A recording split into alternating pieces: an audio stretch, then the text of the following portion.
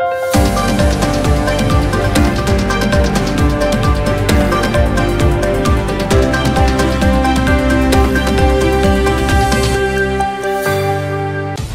महाराष्ट्रातील निवडणुकीत महायुतीनं एक ऐतिहासिक विजय मिळवला आहे। राज्याच्या 288 मतदारसंघांमध्ये महायुतीनं 200हून अधिक सीटा जिंकण्याची कामगिरी केली आहे, ज्यामुळे त्यांच्या विजयाची आशा बळकट झाली आहे। या निकालांनी महाविकास आघाडीच्या अपेक्षांवर मोठा प्रश्नचिन्ह उपस्थित केला आहे। निवडणुकांमध्ये महायुतीनं केलेल्या प्रचारामुळे आणि कार्यकर्त्यांच्या मेहनतीमुळे हा विजय साध्य झाला आहे। महायुतीच्या विजयामुळे राज्यात राजकीय बदलाची शक्यता निर्माण झाली आहे।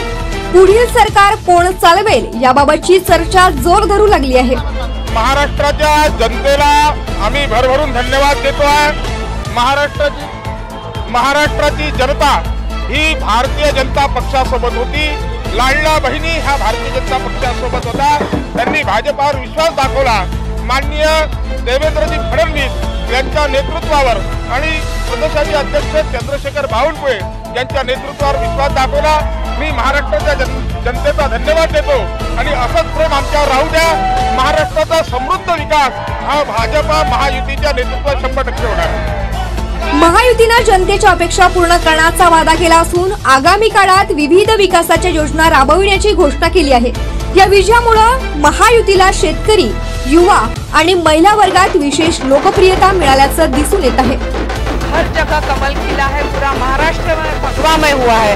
भारतीय जनता पार्टी ने दिखा दिया है कि भारतीय जनता पार्टी समाज के हर घटक के लिए काम करती है, चाहे महिला रहे, ज्येष्ठ नागरिक रहे, युवक रहे, हर एक के लिए वो काम करते आई है। वो आपने देखा है और विरोधी का सुपड़ा साफ कर दिया है। या निकालांचा अर्थ राज्याच्या भविष्यातील विकासासाठी सकारात्मक आहे असा विश्वास व्यक्त केला जात आहे।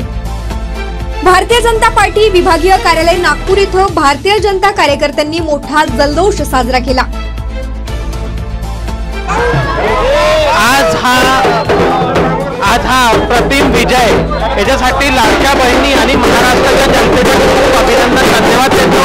त्याच्यामुळे सरकार इथे आलेली आहे त्यासाठी त्या सगळ्या बहिणींचा आणि बंधुवांचा धन्यवाद।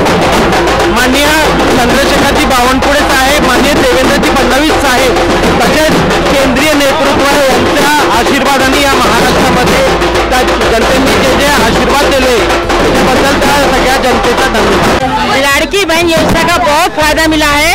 हमारी 50% महिलाओं ने, उससे ऊपर ने बीजेपी को ही वोट दिया है।